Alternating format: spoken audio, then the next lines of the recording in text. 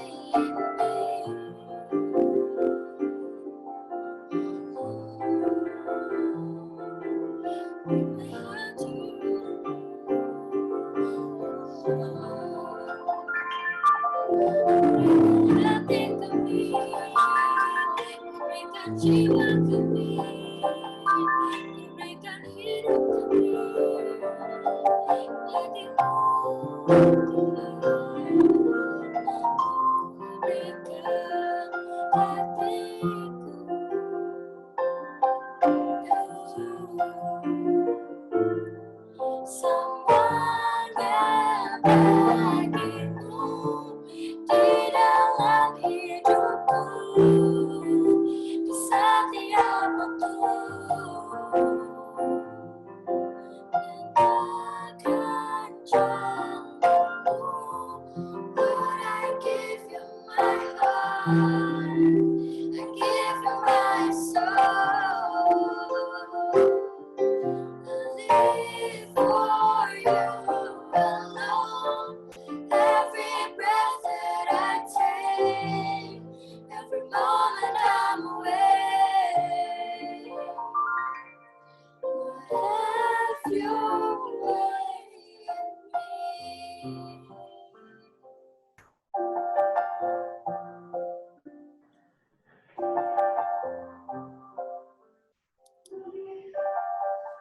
Pembukaan oleh Frater Tommy. Saya undang teman-teman untuk mempersiapkan hati, dan mari kita buat tanda kemenangan Tuhan kita, Yesus Kristus, di dalam nama Bapa dan Putra dan Roh Kudus. Amin.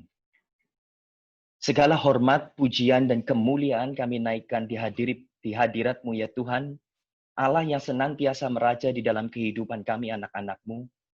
Terima kasih ya Bapa atas penyertaan-Mu yang tidak pernah berkesudahan di dalam kehidupan kami. Kami sungguh-sungguh bersyukur ya Tuhan atas kasih-Mu yang selalu Kau curahkan berlimpah-limpah atas setiap dari kami. Kami percaya ya Tuhan bahwa kasih-Mu yang begitu besar atas setiap kami ini merupakan satu-satunya sumber kekuatan yang senantiasa memampukan kami untuk boleh berharap hanya kepada-Mu. Rasul-Mu Yohanes tidak henti-hentinya mengingatkan kami bahwa Engkau sendiri ya Bapa adalah kasih. Dan setiap dari kami yang berada di dalam kasih, kami berada di dalam Engkau, dan Engkau berada di dalam kami. Hari ini ajari kami ya Bapa untuk boleh menjadi setia, tinggal di dalam kasih-Mu yang benar.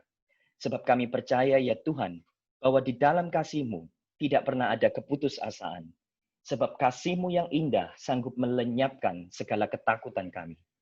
Kami ingin menyerahkan diri kami ya Tuhan malam ini seutuh-utuhnya.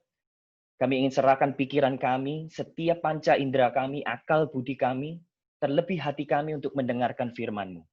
Biarlah Roh Kudus-Mu sendiri yang boleh mengambil alih setiap dari kami, sehingga kami boleh siap mendengarkan firman-Mu.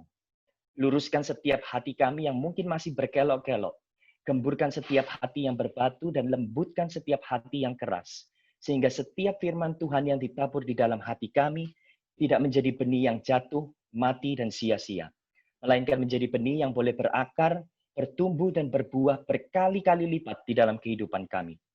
Secara khusus ya Bapa, malam hari ini kami ingin berdoa bagi pembicara kami Koriko.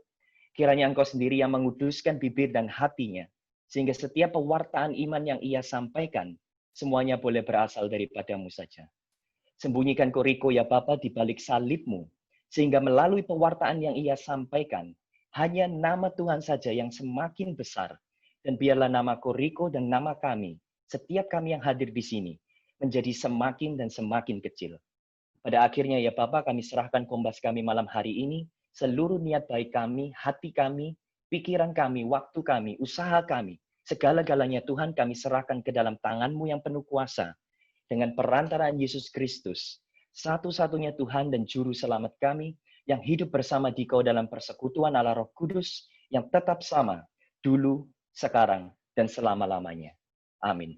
Perawan tersuci Maria, Bunda kami, perlindungan dan pendoa bagi setiap kami orang Kristiani, doakanlah kami selalu anak-anak-Mu. Dan terimalah salam hormat dan cinta kami anak-anak-Mu. Salam Maria, penuh rahmat Tuhan sertamu, terpujilah Engkau di antara wanita, dan terpujilah buah tubuhmu Yesus. Santa Maria, Bunda Allah, doakanlah kami yang berdosa ini, sekarang dan waktu kami mati.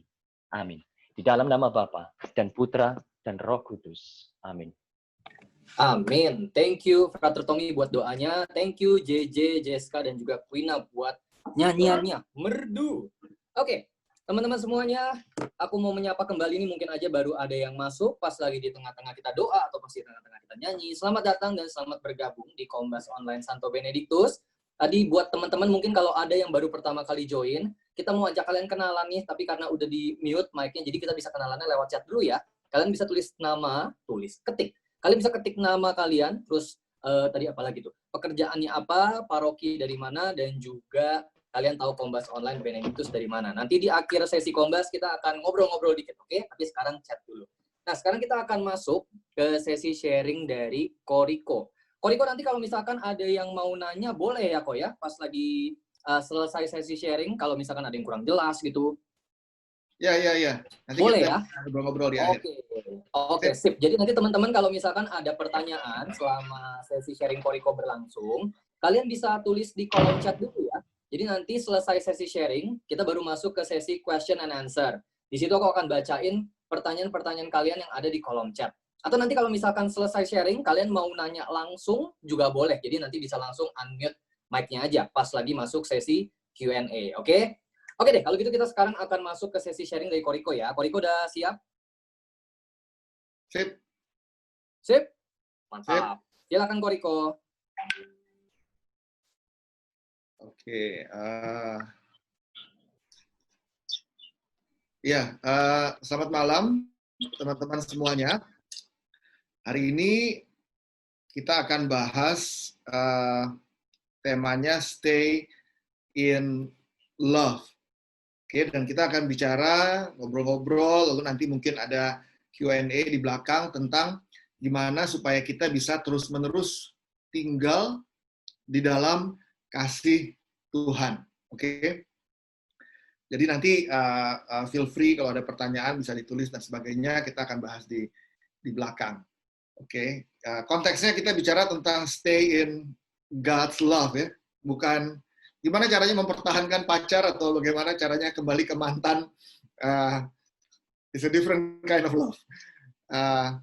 Tapi gini, saya ingat waktu saya pertama kali dulu ngalamin pertobatan ya ceritanya. Saya waktu SMA dulu ikut sebuah retret, lalu di retret itu saya ngalamin Tuhan yang begitu nyata di dalam hidup saya. Lalu itu adalah pengalaman perubahan di dalam hidup saya. Lalu setelah saya ngalamin Tuhan, saya ceritanya mau jadi anak bener nih, mau hidup bener di dalam Tuhan. Maka saya ingin tahu gitu, saya tanya, Tuhan apa yang harus aku lakukan Tuhan? Supaya saya bisa benar-benar mengikuti apa yang Tuhan mau di dalam hidup saya.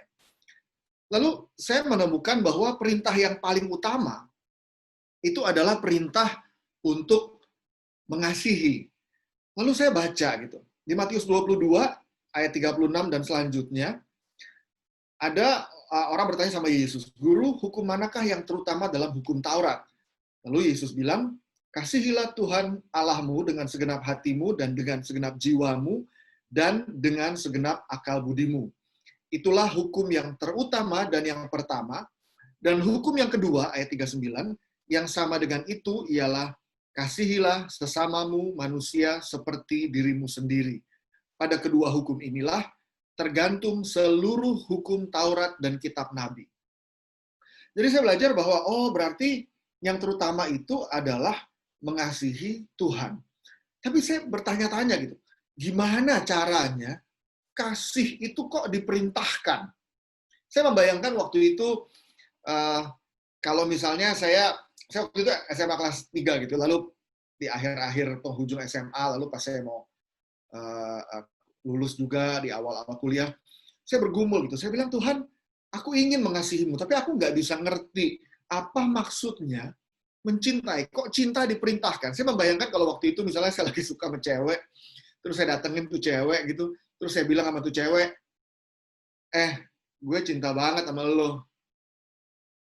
Mau gue adalah kasihilah aku dengan segenap hatimu, dengan segenap kekuatanmu.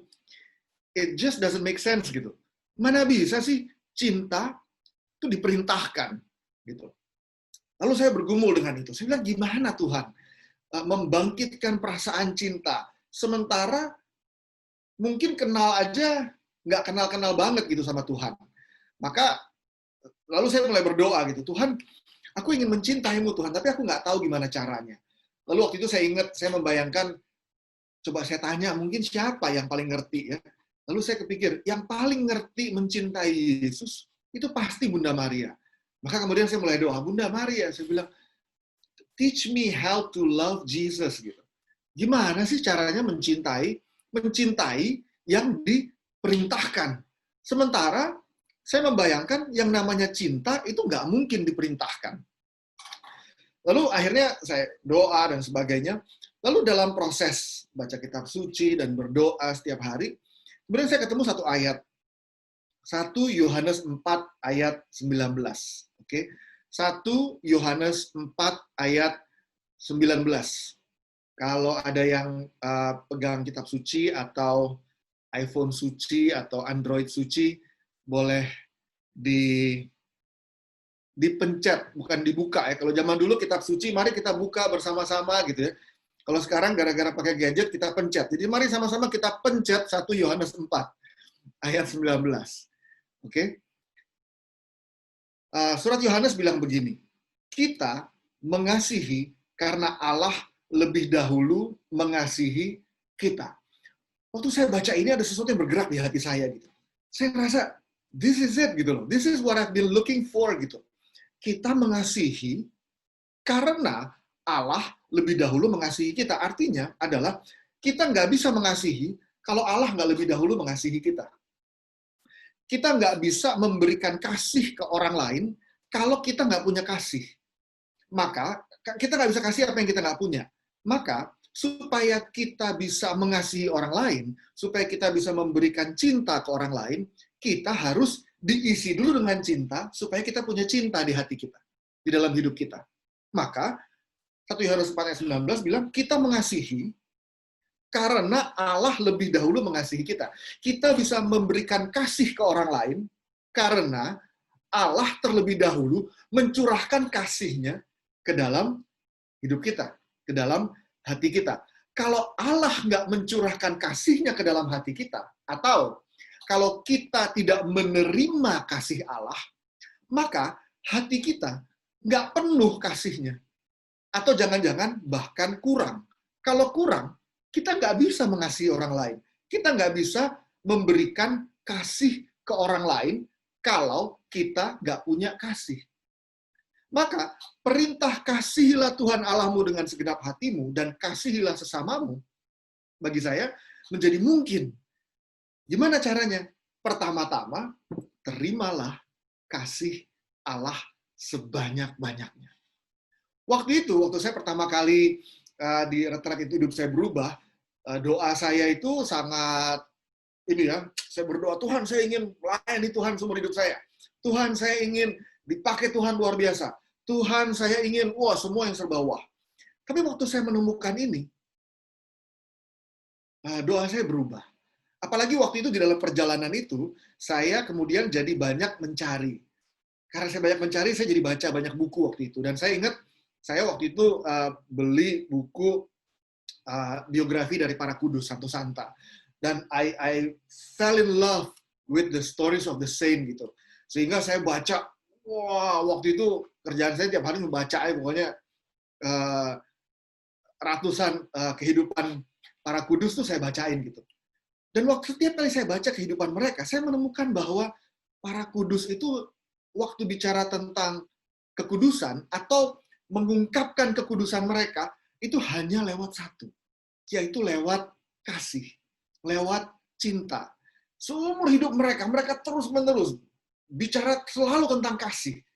Dan menemukan kemudian bahwa dan holiness is about love gitu. Kekudusan itu adalah soal kasih. Kekudusan itu adalah cinta. Dan semua para santo-santa, semua para kudus bicara tentang cinta karena mereka selalu kelimpahan cinta Tuhan di dalam hidup mereka. Saya ingat dulu waktu pertama kali saya lagi searching, lagi nyari-nyari gitu ya, saya baca kehidupan para kudus. Saya ingat ada satu cerita dari Santa Teresia Kanak-Kanak Yesus yang kita mungkin familiar dengan Santa yang satu ini, Teresia Kanak-Kanak Yesus. Sekali waktu dia lagi pergi ke sungai buat cuci baju. Lalu waktu karena dia jalan duluan, maka dia sampai duluan di tempat pinggir sungai. Lalu dia mulai cuci baju di situ. Nggak lama kemudian teman-temannya datang. Waktu teman-temannya datang, suster-suster yang lain, teman-temannya dia di biara datang dan nanya ke dia, Suster Teresia, kok kamu cuci baju di tempat yang panas? Kok kamu nggak cuci baju di tempat yang teduh? Itu ada tempat yang teduh di situ. Kamu datang dari tadi, kenapa kamu nggak cuci di situ? Lalu dia bilang begini, saya sengaja pilih tempat yang panas, supaya kalau nanti teman-teman saya datang, teman-teman saya bisa ambil tempat yang teduh untuk cuci baju. Waktu saya baca cerita itu ya, itu meluluhkan hati saya. Saya ngebayangin, gila, dalam hati saya mikir gini, gila, gue sekian waktu ini gue ikut Tuhan, ngerasa mau melayani Tuhan, rasanya gue nggak pernah tuh ngambil tempat yang panas supaya orang lain ke bagian tempat yang teduh. Sementara saya ngerasa waktu itu gila, dalam hati saya pikir, gila, gue udah baca kitab suci tiap hari, gue udah doa tiap hari, tapi gue nggak punya nih kasih yang kayak satu orang ini gitu. Dia kasih tempat buat orang lain, sehingga dia menjadi sangat-sangat nggak nyaman. Dan membaca kehidupan para kudus mengubah spiritualitas saya waktu itu.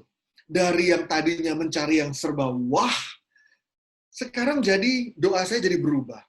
Saya jadi berdoa, Tuhan, aku mau membuka hatiku selebar-lebarnya, Tuhan, agar Engkau penuhi dengan cintamu setiap hari.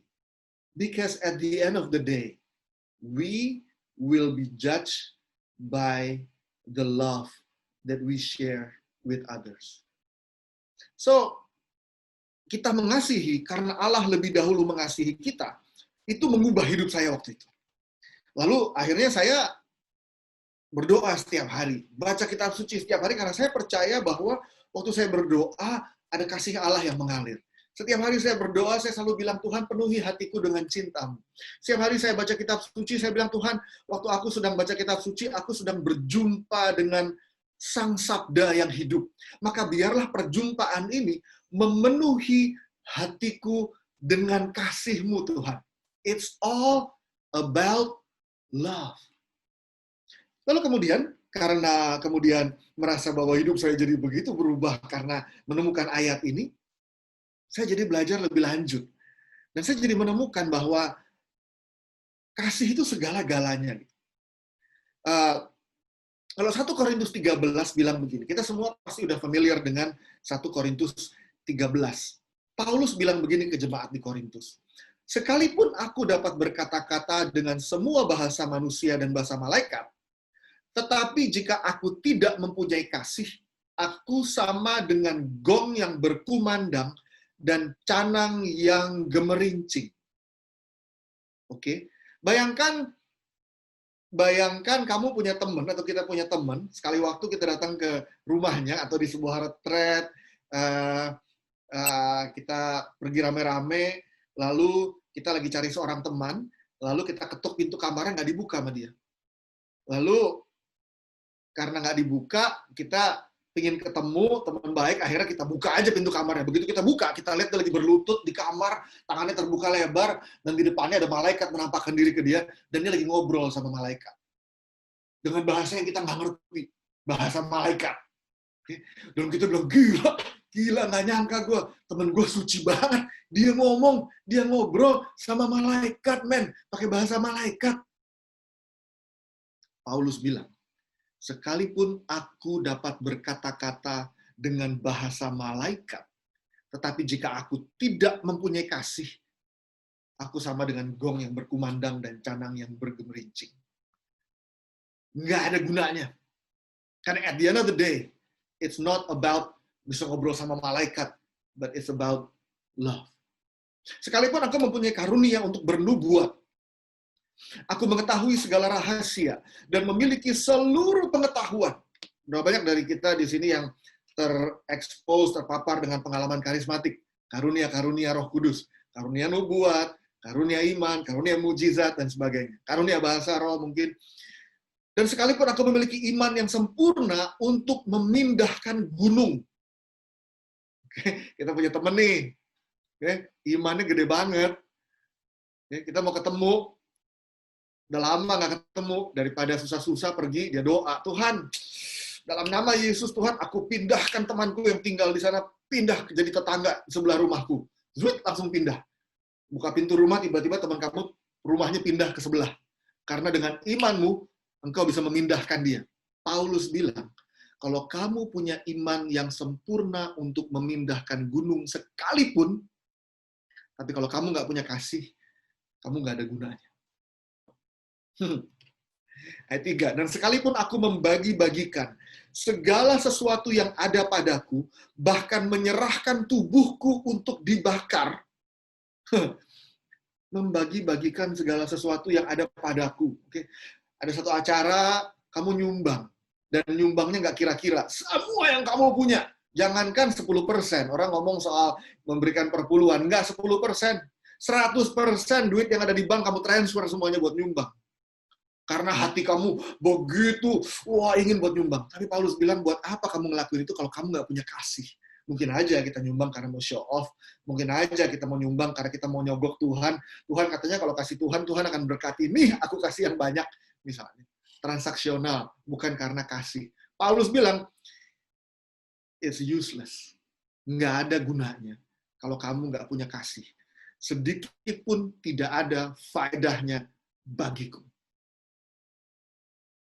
Maka wujud dari orang yang mengalami kasih Tuhan di dalam hidupnya, wujud dari orang yang sungguh-sungguh stay in love adalah, bayangkan kita ngumpul seperti ini. Oke, saya nggak tahu kalau lagi nggak pandemi seperti ini, berapa banyak dari kita atau berapa sering teman-teman ngumpul. Mingguan mungkin, ada Bible study mungkin, dan sebagainya. Lalu biasanya kalau ngumpul, ada aja yang telat. Oke, karena kesibukan dan sebagainya. Dan mungkin yang telat salah satu pengurus, dan kita kesel banget gitu kan. Oke, atau begini, atau ada di antara kita yang dulu nggak terlibat di pelayanan, lalu datang ke paroki, lihat pertemuan komunitas, lalu gila, kayaknya happy banget mereka, suci banget mereka, ngelihat tim pujiannya, nyanyi, memuji Tuhan, Lord I give you my heart, I give you my soul. Gila men, ini orang suci banget semuanya, sukacita banget, lalu akhirnya bergabung. Nah, orang yang bergabung dengan ngelihat tim pelayanan kelihatannya suci-suci dan penuh sukacita kan biasanya kayak orang cuma ngelihat screensaver doang ya. Setelah udah nyemplung ke dalamnya, baru nemuin gila. Ternyata tim di pelayanan nggak sesuci yang gue bayangin sebelum gue gabung. Ternyata pas udah gabung, gila. Si A itu bisa cuma ngemeng doang. Karena sehari-hari kelakuannya nyebelin banget. Si B, si W sih boleh hafal ayat kitab suci. Tapi dia juga apa kata-kata kasar buat nyela orang lain. Si C bosi banget. Kalau lagi berdiri di depan, kayaknya dia orang paling suci. Tapi begitu ngelihat di balik layar, si ini bersih angkat-angkat barang nggak mau, si ini telat, si ini begini, dan kita mulai nggak sabar sama satu sama lain, dan mulai menemukan bahwa tim pelayanan itu bukan sorga. Tim pelayanan, komunitas Kristiani, itu bukan sorga, tapi api penyucian. Karena di tempat ini, kita selalu bertemu dengan orang-orang yang nggak sempurna. Dan kita pasti berhadapan dengan orang-orang yang menguji kesabaran kita, menguji kasih kita, menguji kerendahan hati kita. Lalu kita mulai kesel ngeliat orang sebelah kanan, sebelah gila kok. Lalu kalau masih pertama kali bergabung di dalam komunitas, semuanya serba berbunga-bunga kayak orang baru jatuh cinta. Wah, masih berbunga-bunga melayani. Lalu setelah sekian lama, ngeliat orang baru mulai gila. Gue malas banget pelayanan sama dia. Gue malas banget ngeliat sama yang itu. Urusan sama yang ini. Udah malas banget ya pokoknya deh. Lalu kita mulai bilang, gila itu orang. Lalu kita mulai tunjuk kanan kiri dan sebagainya. Lalu kita bilang, kalau orang itu kelakuannya nggak bener, itu nggak ada yang sabar sama ini orang, misalnya. Paulus bilang begini, ayat 4. 1 Korintus 13 ayat 4. Kasih itu sabar. Artinya apa? Artinya, kalau kita punya kasih, kita akan sabar sama orang lain. Tapi kalau kita nggak punya kasih, kita nggak sabar sama orang lain. Jadi teman-teman semuanya, kalau kita berhadapan dengan orang yang mana kita nggak sabar sama dia, problem yang terutama bukan dia, tapi aku kurang kasih. Karena kalau hatiku penuh dengan kasih, aku akan sabar sama dia. Karena apa? Karena kasih itu sabar. Tapi kita seringkali nggak mau berpikir gitu. Kita pikir problemnya ada di dia. Itu orang menguji kesabaran semua orang. Berarti semua orang mungkin kurang kasih. Mungkin Tuhan taruh dia di situ supaya semua orang bertumbuh di dalam kasih. Ini kalau saya ngomong gini nih di Zoom nih, muka-muka yang tersenyum pasti punya banyak pengalaman pribadi nih. Nanti boleh sharing. Tapi kesabaran itu bukan soal orang lain pertama-tama. Kesabaran itu soal aku. Karena kasih itu sabar. Kalau kamu nggak sabar, bukan orang lain masalahnya. Kamu nggak punya kasih yang cukup. Kasih itu murah hati. Kasih itu tidak cemburu. Kalau kamu gampang cemburu, jangan-jangan kamu nggak punya kasih. Kalau kamu pelit, nggak murah hati kan macam-macam ya, nggak cuma soal duit. Murah hati berbagi waktu, murah hati berbagi tenaga, talent, karunia, murah hati apa aja. Kalau kamu nggak murah hati, mungkin problemnya, atau begini, kita biasanya nggak sadar kita tuh murah hati atau enggak. Tapi kalau kita ngerasa begini, kita mulai ngomong ada orang lain, kita bilang gini mau tentang orang lain. Itu orang demanding banget sih. Nah, kalau kita udah mulai ngomong itu orang demanding banget, jangan-jangan masalahnya bukan dia. Masalahnya adalah aku nggak murah hati karena aku kurang kasih. Kasih itu tidak memegahkan diri. Kasih itu tidak sombong.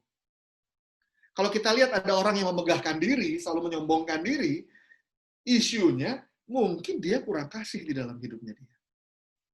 Ia tidak melakukan yang tidak sopan. Ia tidak mencari keuntungan sendiri. Ia tidak pemarah. Kalau kamu pemarah, karena ada orang lain yang menyebalkan, lalu kita bilang, siapa yang nggak marah sama ini orang, kelakuannya kayak begitu? Bukan dia masalahnya. Karena kasih itu tidak pemarah. Jadi kalau aku marah-marah, artinya aku nggak punya cukup kasih. Bukan dia masalahnya, aku masalahnya. Kasih tidak menyimpan kesalahan orang lain. Ayo, siapa yang suka ingat-ingat kesalahan orang lain? Kalau kita suka ingat-ingat kesalahan orang lain, problemnya bukan orang itu banyak kesalahan. Problemnya, aku nggak punya cukup kasih. Karena aku ingat-ingat terus. Sementara Paulus bilang ke jemaat di Korintus, kasih itu tidak menyimpan kesalahan orang lain. Ia tidak bersuka cita karena ketidakadilan, tetapi karena kebenaran. Teman-teman, kita lihat bahwa kalau hidup kita ini dipenuhi dengan kasih Tuhan, maka kita akan sabar sama orang lain. Kalau hidup kita ini dipenuhi kasih Tuhan, kita nggak gampang marah-marah sama orang lain. Kalau hidup kita dipenuhi kasih Tuhan, kita nggak sombong. Kalau hidup kita ini dipenuhi kasih Tuhan, ayat 7 ya, ia menutupi segala sesuatu, percaya segala sesuatu. Ada orang yang curigaan, nggak gampang percaya sama orang lain. Karena mungkin dia pernah mengalami luka di masa lalu karena dia ada luka, hatinya tuh suka bolong tuh. Karena ada luka-luka, akibatnya kasihnya bocor terus. Lalu dia kekurangan kasih. Karena ada kekurangan kasih, dia nggak gampang percaya sama orang lain. Kepahitan terus. Nggak gampang percaya, curigaan terus sama orang lain. Paulus bilang, kalau kamu begitu, kamu kurang kasih. Bukan orang lain yang bermasalah. Kasih, sabar, menanggung segala sesuatu. Kalau kamu nggak sabar menanggung temanmu, atau menanggung berbagai situasi yang menghimpit, Paulus bilang, karena kamu nggak punya kasih. Jadi kalau kita lihat 1 Korintus 13 ya, kunci dari semua isu yang ada dalam hidup kita, itu cuma satu. Apakah hatiku berlimpah kasih atau tidak? Maka, kita lihat bahwa kalau misalnya kita dalam berkarya gitu ya, pelayanan gitu ya, kalau kita lihat di 1 Korintus 13, tolok ukurnya itu kasih. It's all about love. Maka, apa yang pekerjaan yang besar ataupun yang kecil di mata Tuhan, itu bukan soal apa yang dilihat oleh mata manusia. Atau para kudus suka bilang begini, it's not about how big the thing that you do, but it's about how much love you put into it.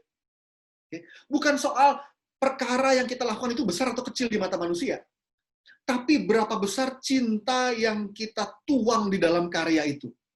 Contoh begini, saya ngomong nih di depan teman-teman semuanya, tapi waktu saya ngomong di depan teman-teman semuanya, itu saya ngerasa sombong.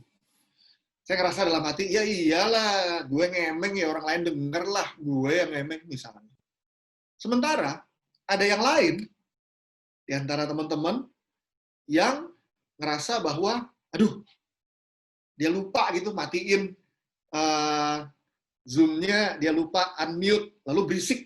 Begitu berisik, dia langsung ngerasa tergerak hatinya, aduh, kalau berisik kan nanti mengganggu teman-teman.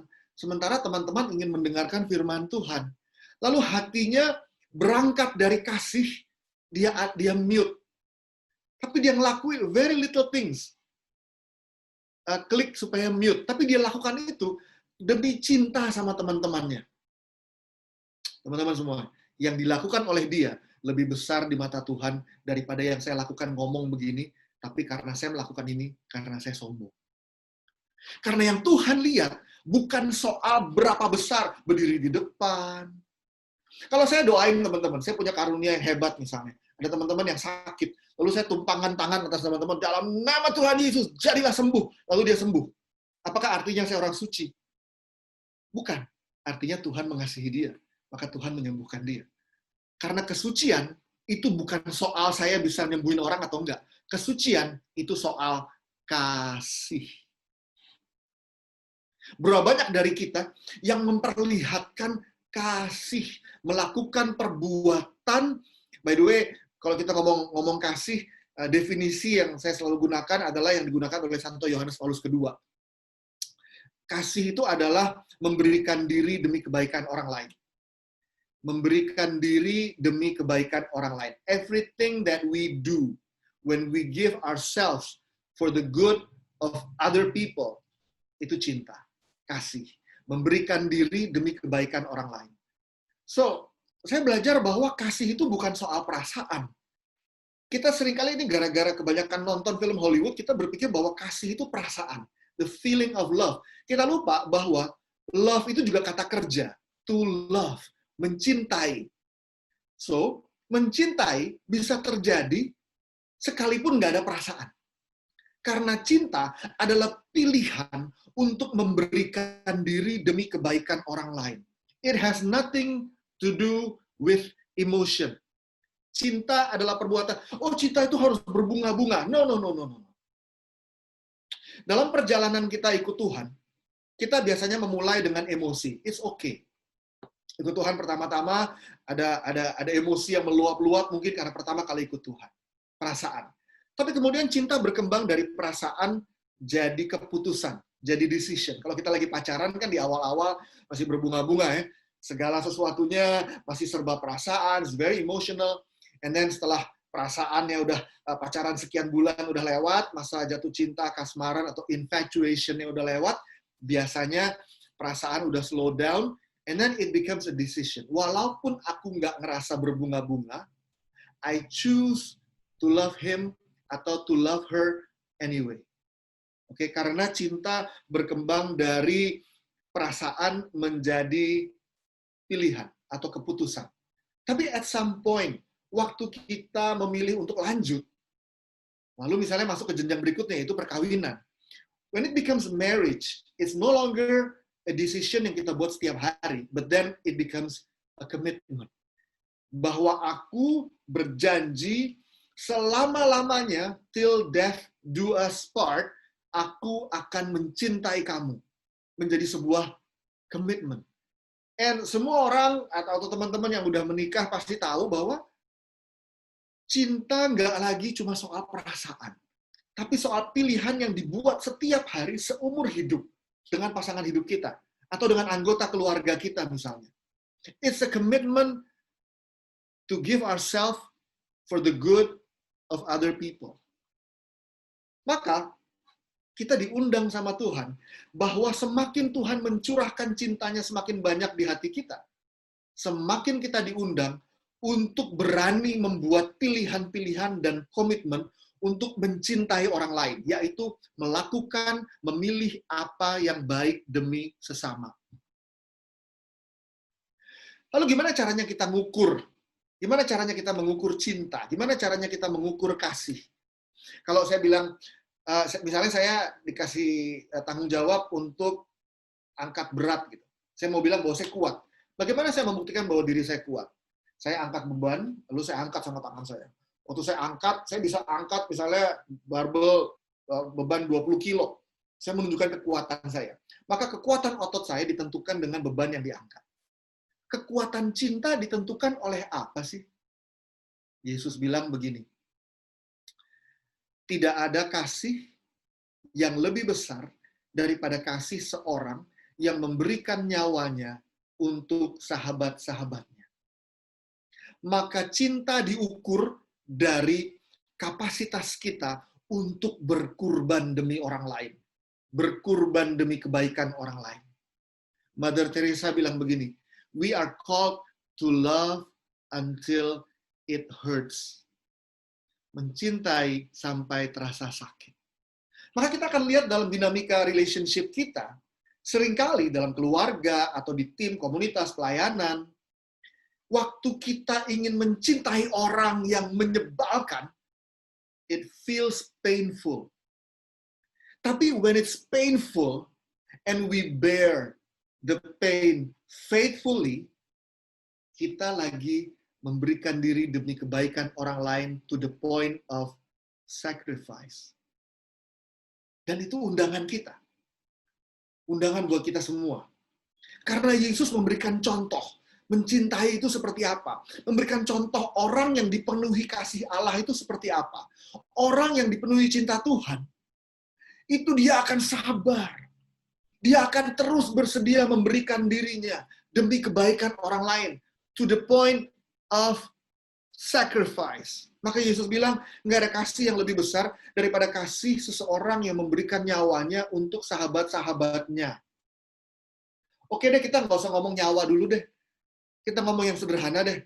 Memberikan kesabaran, memberikan pengampunan, memberikan berbagi apapun yang kita punya demi kebaikan orang-orang di sekitar kita dengan murah hati, nggak pelit, berbagi sapa, meluangkan waktu, generous, bermurah hati untuk meluangkan waktu berdoa bagi sahabat-sahabat kita.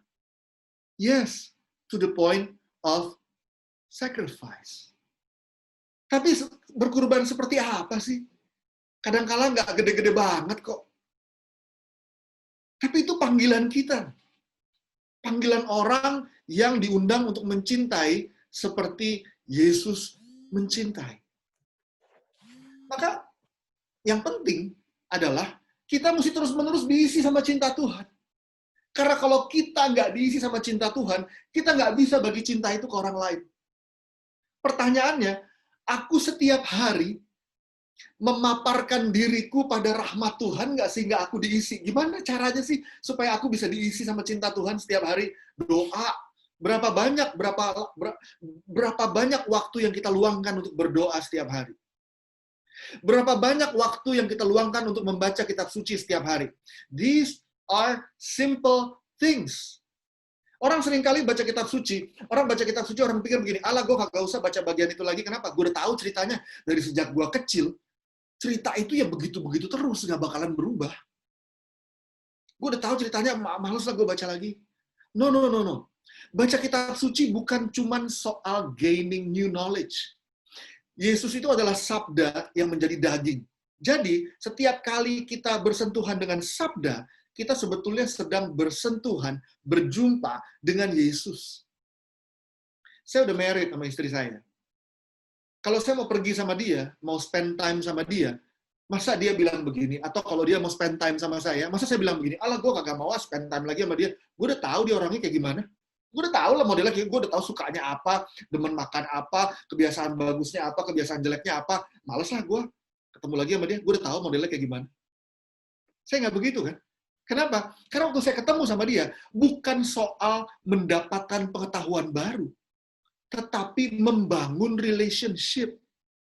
Maka baca kitab suci, walaupun kadang-kadang kita udah tahu ceritanya, baca lagi, karena setiap kali kita bersentuhan dengan sabda, kita sedang build relationship with Jesus. Ekaristi. Berapa sering kita menyambut komuni? Oke lah, sekarang kita lagi spiritual communion. Oke. Tapi oke lah spiritual communion. Berapa sering kita spiritual communion? Saya suka bilang begini, kalau ada orang yang suka makan, misalnya ya, kita suka makan babi nih misalnya. Bayangkan kalau pagi, siang, sore, malam kita cuma makan babi doang. Pagi makan ham, siang makan samcan goreng, malam makan sate babi, besok pagi makan bakut, besok siang makan cashew garing madu, besok malam makan sop kaki babi, hari ketiga pagi makan, nggak makan yang lain, cuma babi dong. Itu ya kalau udah 3-4 hari makan babi ya. Itu kan sel-sel babi yang kita konsumsi kan diserap sama usus kita ya. Lalu kan diolah Jadi apa? Untuk regenerasi sel-sel tubuh kita kan. Benar pepatah yang bilang, we become what we eat. Kita makan babi tiap hari, ya kita jadi babi. Karena setiap hari yang kita konsumsi babi. Maka yang diserap oleh tubuh kita, sel-sel kita, regenerasinya, dari apa? Dari babi. We become what we eat. Kalau kita mau jadi seperti Yesus, ya sambutlah Yesus sesering mungkin. Ekaristilah sesering mungkin. Sambutlah tubuh Kristus. Because the body of Christ is love. Kita mau hati kita penuh dengan cinta. Ya penuhilah dengan Yesus. Berdoa setiap hari. Baca kitab suci setiap hari. Ekaristi sesering mungkin. Ngaku dosa supaya kotoran-kotorannya dibuang. And lewat dinamika ini, we will grow in love. And tanpa sadar, nanti kita akan lihat buahnya apa. Buahnya kita akan lihat. Yang tadinya aku nggak sabar sama dia, kok pelan-pelan aku mulai sabar ya. Yang tadinya aku nggak mudah memaafkan, kok sekarang aku jadi bisa ya memaafkan orang. Kok yang tadinya aku ini orangnya curigaan, negative thinking, kok sekarang aku jadi orang yang lebih positif ya, lebih percaya, lebih positif sama orang lain ya. Tapi semuanya itu hanya terjadi kalau kita menerima cinta Tuhan. Maka tadi, 1 Yohanes bilang, kita mengasihi karena Allah lebih dahulu mengasihi kita. Kita nggak bisa mengasihi kalau Allah nggak lebih dahulu mengasihi kita. Maka supaya kita bisa mengasihi, bukan hanya stay in love, tapi grow in love. Maka kita juga mesti grow di dalam menerima cinta Tuhan.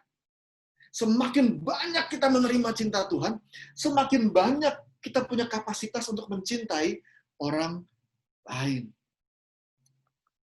Saya akan tutup dengan ilustrasi. Teman-teman tahu, mungkin banyak yang udah tahu, saya cuma ulang aja. Laut mati. Laut mati itu katanya nggak ada kehidupan yang bisa hidup di laut mati. That's why they call it Dead Sea. Karena laut mati itu tempat yang paling rendah di bumi. Sehingga air dari sungai, dari laut, itu numpuknya di titik itu. Nah, setelah air ngumpul di situ, airnya nggak keluar lagi kemana-mana. Akibatnya kadar garamnya tinggi banget di situ.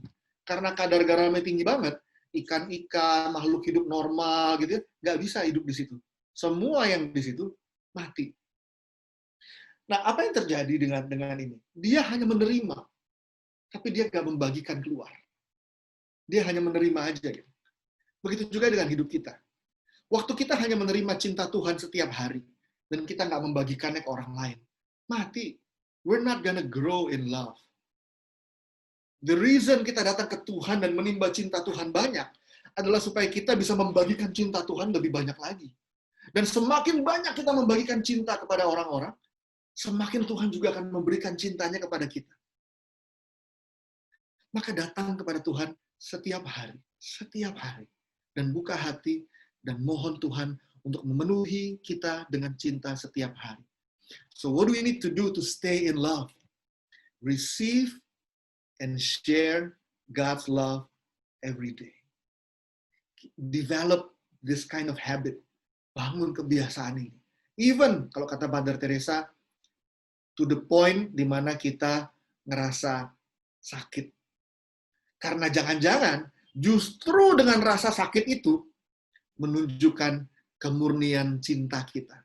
Kadang-kadang ya, kalau nggak sampai terasa sakit ya, kita lakukan kadang-kadang cuma demi kenyamanan diri kita aja. Maka coba deh, wujudkan setiap kali kita ada kesempatan untuk berbuat baik bagi orang lain, do the extra mile. Jangan berhenti di titik yang comfortable, tapi berikan di titik yang kita mulai ngerasa nggak comfortable. Mau nyumbang, ngerasa tergerak buat nyumbang 100.000 misalnya. Jangan kasih 100.000, kasih 150. Ada temen minta ditemenin selama 1 jam. Jangan cuma 1 jam temenin dia. 1,5 jam. Oke, challenge diri kita, stretch diri kita untuk mencintai lebih setiap hari. Dan setiap hari minta Tuhan penuhi hati kita dengan cintanya yang juga semakin hari semakin banyak. Dengan demikian, not only we stay in love, but we also grow in love. Oke, saya akan berhenti di sini. Kalau ada teman-teman yang mau nanya, atau ada teman-teman yang mau share, silahkan. Oke, thank you Koriko sharingnya. Sekarang aku mau masuk ke sesi, kok aku yang mau masuk? Sekarang kita masuk ke sesi question and answer ya. Jadi kalau teman-teman ada yang mau nanya, boleh langsung unmute mic-nya, atau kalau mau dibacain questionnya juga boleh tulis di kolom chat ya. Jadi kalau teman-teman ada yang mau langsung unmute, silakan. Nah, di sini aku mau bacain satu pertanyaan dulu nih yang masuk nih. Koriko, ada pertanyaan ya? Ya. Kan tadi dibilang, kalau kasih itu kita harus sabar. Nah, misalnya di komunitas ketemu yang mengasah kita, yang super nyebelin banget. Udah super nyebelin banget ya. Ini yang kirim chat ke aku kayaknya udah pakai hati banget nih chatnya. Namun kalau ketemu yang bebal banget dan kita tahu dia salah, lalu kalau kita sabar dan menerima, tapi kita nggak ngasih tahu yang benar, apa nggak kita juga salah karena nggak ngomong kebenaran? Gitu pertanyaannya kok. Oke. Buat teman yang nanya, teman yang dimaksud ada di Zoom meeting ini juga nggak? Dia titip pesan identitasnya disamarkan kok ya. Kita sebut saja dia Mawar kok. Oke. Mawar. Baik. Jadi Mawar ini benar-benar menyebalkan gitu ya. Oke. Mawar yang sebel nih kok kayaknya nih kok ya. Jadi di komunitas si Mawar ada yang nyebelin gitu. Oh, Mawar yang sebel. Mawar yang sebel. Oke. Mungkin yang menyebalkan itu kita sebut saja melati ya. Betul. Oke. Jadi Mawar harus sabar menghadapi melati yang menyebalkan gitu ya. Oke. Saya pernah gini. Saya pernah kenal seorang om nih ya, udah senior. Lalu saya pernah kasih pertanyaan yang sama ke om ini. Om, saya bilang, gimana om kalau ada orang yang nyebelin banget, apakah kita perlu tegur dia, apa gimana nih nyebelin banget gitu. Lalu si om ini jawab begini, kalau om sih, om akan doakan dia. Oh, oke om. Jadi kalau saya hadapin situasi begitu, saya perlu doakan dia. Iya, doakan dia dong. Kan kita percaya sama anugerah Tuhan, kita percaya Tuhan juga ingin membuat dia berubah menjadi lebih baik, ya doakan dong. Oke om. Om kalau saya udah doakan, tapi dia masih belum juga berubah. Apa yang harus saya lakukan om? Si om bilang begini, kamu sudah berpantang dan berpuasa buat dia belum? Kan ada ayat jenis yang seperti ini perlu pantang dan puasa gitu. Oh oke om. Jadi kalau dia belum berubah juga, saya harus pantang dan puasa ngadepin dia om ya. Iya, kalau om sih, kalau om akan puasa buat dia. Oke om. Om, kalau saya udah pantang, udah puasa, dan dia nggak berubah juga, apa yang harus saya lakukan om?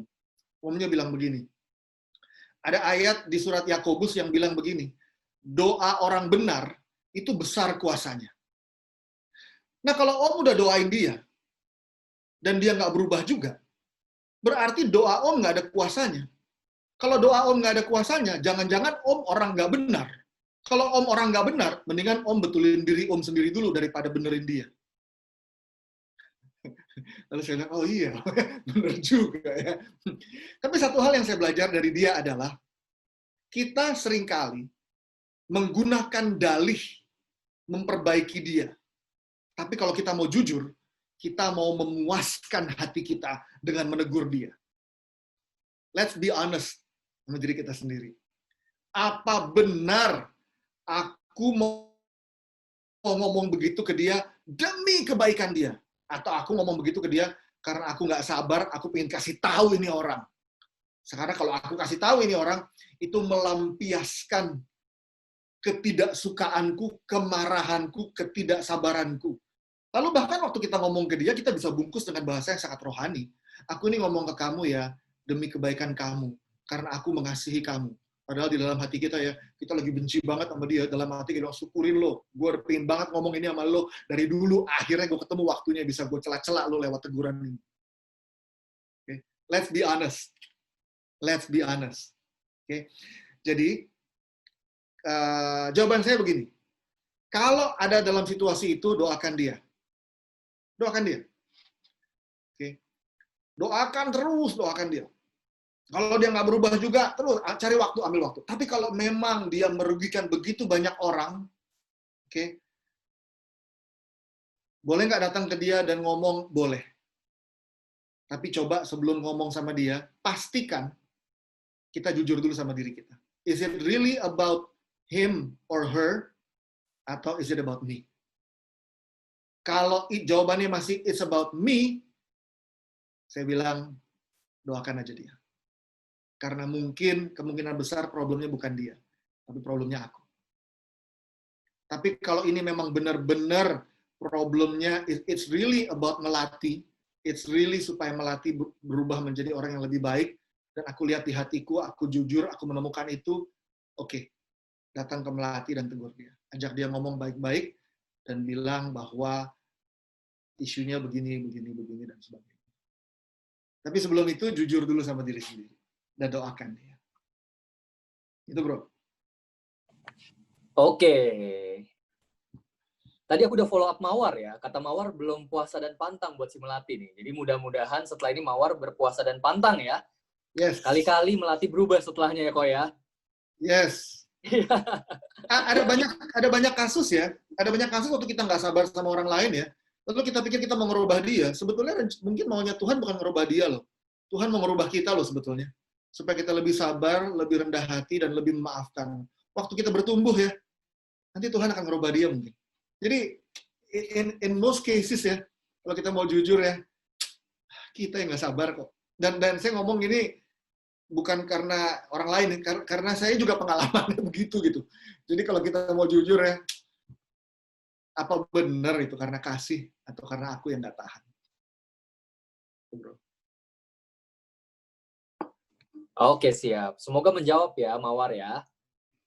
Ini kayaknya ada yang mau menanggapi lagi deh. Oki, mau langsung di-unmute aja nggak nih chatnya, itunya, mic-nya? Oki nanya di chat nih, kalau ajak ngomong terus diajak berantem gimana? Kalau udah ngajak ngomong, terus sama lawan Mungkin kita bicaranya ajak ngomong baik-baik, tapi dianya malah ngelawan balik ya. Mungkin bahkan sampai ngomong kasar, atau in some cases mungkin main fisik gitu ya. Diajak berantem soalnya. Satu tentu gimana caranya kita ngomong ya. Tapi yang kedua adalah yang nggak kalah pentingnya adalah kalau memang kita mau ngomong ke dia itu berangkat dari cinta, it's really about her, about him, not about me. Waktu dia jadi marah, kita nggak akan jadi tersinggung. Karena it's really not about me, it's really about you. Ini buat kebaikan lo. Kalau lo marah, ya sorry. Nggak apa-apa, ya udah, move on. It's okay. Kita ngelakuin apa yang menurut kita benar, kalau kita memang perlu ngomong, ya kita ngomong. Kalau kita setelah dia marah, kita jadi tersinggung juga, jangan-jangan, in the first place, it's still about me. It's not about her. It's not about him. Oke, tapi tentu caranya juga mesti yang benar. Ya kan, nggak semua orang itu fasih dalam memberikan teguran yang loving ya. Nggak semua orang. Maka sebelum negur, boleh tanya dulu ke temannya atau siapa atau pembimbing di komunitas yang lebih senior, bertanya gimana cara menegur yang baik. Kadangkala tuh ya, kadangkala delivery-nya itu betray the message. Cara kita menyampaikannya itu yang bikin orang jadi marah sebetulnya, bukan kontennya, bukan message-nya. Maka kita mesti belajar cara memberikan teguran yang bisa diterima oleh orang lain. Gitu, bro. Oke, kok. Berarti setiap kali kita ada problem sama orang, nomor satunya yang paling penting tuh kita ngelihat ke diri kita sendiri dulu ya, kok ya. Yes, makanya tuh kan. Desi pengurus bilang ngangguk semua. Iya. Kita jadi bingung kok ya, mengidentifikasi Mawar yang mana nih, karena semuanya ngerespon. Jangan-jangan Mawar ini jamak ya. Mawar ternyata. Aku mau bacain lagi kok ya, ada pertanyaan yang masuk lagi nih. Dari Dr. Yudi. Koriko mau nanya ya, biasanya kalau sudah terjun dalam pelayanan tanpa kita sadari, waktu kita habis untuk komunitas dan gereja. Pengalaman saya Senin sampai weekend waktu tersita untuk macam-macam kegiatan. Rapat tim, latihan pujian, komsel, PD, dan lain-lain. Keluarga pun kadang-kadang menjadi dikesampingkan. Apakah kondisi ini sehat menurut Koriko?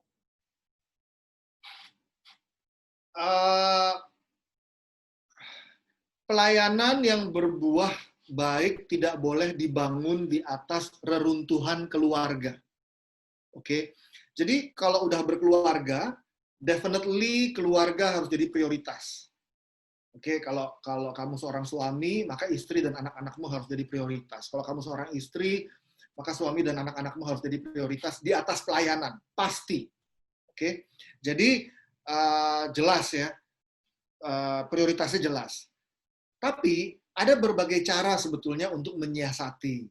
Kalau memang merasa bahwa ingin melayani, misalnya istri sama anak-anaknya diajak pelayanan bersama, sehingga tetap bisa spend time sama-sama juga. Atau misalnya ngobrol, luangkan waktu. Contoh misalnya saya sama istri saya juga sibuk, sama nih situasinya. Senin sampai weekend waktu tersita untuk bermacam-macam kegiatan. Tapi sejak saya mulai menemukan dinamika yang intens di dalam pelayanan, saya sama istri saya sepakat, setiap Selasa malam kami akan pergi berdua. Go on a date, atau stay di rumah makan berdua, dan nggak boleh diganggu oleh apapun juga. Jadi, dalam seminggu, saya pasti ada 1 hari dating sama istri saya. Dan di hari itu, nggak ada pelayanan komunitas manapun yang saya akan terima. Karena hari itu adalah hari saya sama istri saya, misalnya. Dengan begitu, saya juga mau memperlihatkan ke istri saya bahwa dia prioritas. Karena seringkali akhirnya nanti ada tension nih, pasangannya ngerasa, yang lo pikirin cuma pelayanan doang, pelayanan lo lebih penting daripada gue. Nah, kalau udah sampai ada ngomongan begitu, ini ujungnya nggak enak nih. Oke, jadi masing-masing dari kita harus memastikan bahwa keluarganya tahu bahwa keluarganya jadi prioritas. Tetapi untuk menyiasati tentu bisa diajak bersama-sama dan sebagainya. Tapi kalau memang situasinya memang sangat tidak memungkinkan, di mana benar-benar ya udah nggak ada jalan tengah lagi, you have to make a choice, then you need to choose your family. You need to choose your family. Maka bilang sama tim, sorry, gue nggak bisa seaktif itu lagi. Tapi kalau nggak bisa aktif kan bukan berarti hilang 100%. Bisa aja tanggung jawabnya dikurangin. Sehingga dia somehow bisa tetap terlibat di dalam dinamika komunitas dan pelayanan, tetapi karena tanggung jawabnya dikurangi, dia bisa juga meluangkan waktu untuk suami, istri, dan anak-anaknya. Dengan demikian, semua bisa diajak untuk bersama-sama melayani Tuhan juga tanpa mengorbankan keluarga. Tapi prinsipnya adalah jangan sampai keluarga dikurbankan demi pelayanan. Karena keberhasilan pelayanan tidak bisa dibangun di atas reruntuhan keluarga. Semoga menjawab. Bagus, Paul, kok. Mantap. Tuhan. Setuju. Tapi aku tadi ini loh, aku pikir kok bakal jawab tetap pilih pelayanan. Karena harus mengasihi Allah dulu gitu, sebelum mengasihi keluarga. Ternyata saya salah. Keliru saya. Oke, kayaknya tadi ada yang mau nanya deh. Ci Desi yang mau nanya. Silakan, Ci. Benar nggak sih, Ci Desi? Halo, Ko. Yes, Saya Desi, Ko. Saya Desi yang ngangguk, Ko. Yang ngangguk-ngangguk ya. Ya, deh. Ko, sorry, saya mau tanya. Kata Koko kan kasih itu sabar, murah hati ya. Bagaimana caranya kita kalau lagi diomelin gitu ya, bisa menerima tuh tanpa ngedumel dalam hati gitu. Kadang-kadang kan kita diem tapi bawaannya emosi gitu di dalam hati, tapi habis itu jeblak gitu. Gimana caranya kita bisa menerima, oh ya oke, tenang di dalam hati gitu kok. Kayak gitu. Pastinya nggak terjadi overnight gitu ya. Maksudnya kita nggak berubah jadi orang yang sabar dan tenang itu overnight. Pasti lewat sebuah proses. Dan prosesnya itu pasti mencakup di dalamnya harus banyak berdoa mohon rahmat Tuhan. Dan, nanti dannya penting nih, dan latihan. Latihan itu artinya begini. Pernah nggak sih kita berdoa sama Tuhan, Tuhan berikan aku kesabaran. Itu dijawab sama Tuhan cepet banget tuh. Begitu kita bilang Tuhan berikan aku kesabaran, biasanya ya kadang-kadang kita belum kelar doa, Tuhan udah kirim orang yang nyebelin banget datang ke kita, sehingga kita mesti sabar menghadapi dia. Gitu. Cepet banget gitu. Kalau kita doa minta dapat lotre gitu, atau bisnisnya go gitu, agak lama gitu biasanya jawabannya. Cuma kalau doa yang demi virtue, demi karakter kita terbentuk di dalam Tuhan, wah itu Tuhan tuh sangat into it gitu loh. Karena Tuhan sendiri mau kita grow. Tuhan sendiri mau kita bertumbuh di dalam virtue gitu, di dalam berbagai nilai-nilai kebajikan. Maka kalau kita berdoa begitu, yang ke satu kita mesti menerima banyak cinta dan rahmat Tuhan. Yang kedua kita mesti banyak latihan. Latihan itu artinya akan diajak sama Tuhan melewati situasi-situasi yang menguji kesabaran kita. Karena kalau kita nggak latihan, kita nggak akan grow in patience. Atau Santo Ignatius dari Loyola bilang begini, yang dikutip oleh Pope Francis. The way to humility is humiliation. Oke? So kalau kita mau grow in humility, berdoalah, Tuhan berikan aku humility, Tuhan berikan aku cintamu yang berlimpah-limpah. And then when the love of God is being outpoured berlimpah-limpah di dalam hidup kita, definitely itu ya benih humility itu ada tuh di hati kita tuh. Tapi kan supaya ini bisa bertumbuh perlu latihan. Maka Tuhan mulai tuh bawa kita ke dalam sebuah situasi. Di situasi itu kita ngalamin humiliation. And waktu kita ngalamin humiliation, jangan teriak-teriak marah-marah sama Tuhan. Karena Tuhan lagi ngajak kita untuk grow in humility. We need to thank God. Sebetulnya. Thank you Lord, because you bring me into this situation, di mana di dalam situasi ini aku belajar untuk jadi humble Tuhan. And waktu ini terjadi berkali-kali, we grow in the virtue of humility. Jadi selalu terjadi dua tuh. Nggak overnight. Tapi kalau misalnya ininya belum ngelewatin proses yang panjang, ya udah, kita harus sabar sama kerapuhan dan kelemahan kita sendiri. Okay, Saint Philip Neri one day berdoa sama Tuhan, Tuhan berikan aku, ini orang pemarah nih, nah berikan aku kesabaran Tuhan. Ya habis dia doa gitu di gereja, dia keluar, dia ketemu sama temennya lagi jalan. Pas ketemu temennya lagi jalan, dia suka berantem sama ini temennya, maka dia ngobrol, begini. Pas dia ngobrol, they got into a debate. Begitu debat, akhirnya jadi ribut, akhirnya berantem, nggak sabar si Saint Philip. Ya kesel, akhirnya orangnya pergi, dia balik lagi masuk ke dalam gereja. Dia bilang, Tuhan forgive me, Tuhan baru doa minta kesabaran. Ketemu orang yang kayak begini gitu. Ampun ya Tuhan, mohon ampun Tuhan, dia keluar. Begitu dia keluar, itu orang balik, ada barang yang ketinggalan. Dia ketemu, sorry ya tadi, iya by the way gimana? Oh iya, jadi sebenarnya, and then they got into a debate lagi. Marah lagi, meledak lagi si Saint Philip. Orangnya pergi lagi, dia balik lagi, masuk ke dalam gereja, aduh Tuhan, dia feel bad, dia ngerasa down karena dia nggak bisa menahan diri. Dia keluar, ketemu lagi sama orangnya balik lagi, meledak lagi, akhirnya 3 kali, begitu 3 kali dia meledak terus-menerus, dia kesel dong, dia balik ke gereja, dia marah-marah sama Tuhan kali ini, dia bilang, Tuhan, aku udah doa minta kesabaran, kok aku meledak terus, kok kau bawain orang yang kayak begini tuh, terus gitu. Terus dia dengar Tuhan bilang, I thought you needed practice, kata Tuhan.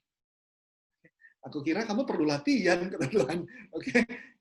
How can we grow becoming better at something kalau kita nggak latihan? So, if you want to be good at being patient, jangan ngomel kalau Tuhan kirim ke kita orang-orang yang nyebelin terus.